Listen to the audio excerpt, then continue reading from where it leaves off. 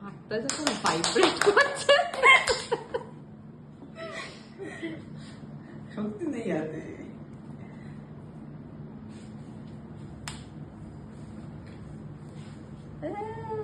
মাকে খাইয়ে দে।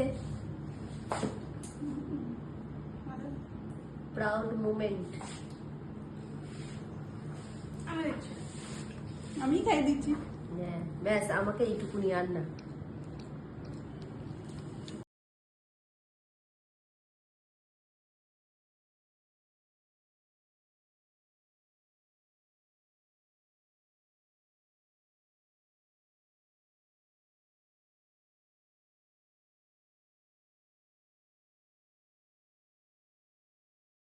জামাটাতেই পড়তো।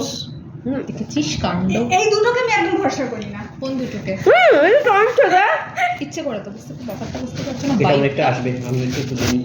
কেন একটা দুটো আছে তো? না না না একটাই। একটা হ্যাঁ কেমন বাবনটা কেমন জিজ্ঞেস করে নিচ্ছিল এটা কেমন কোনটা ভালো কোনটা দারুণ?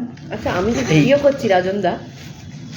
ও মানে বুঝবো কি আলু পরোটার মতো খেতে। কেন বলতো ময়দাটা আছে না আর ভেতরে? পুরো আলু পরোটা। এটা কথা বলছি না, মানে একই তো।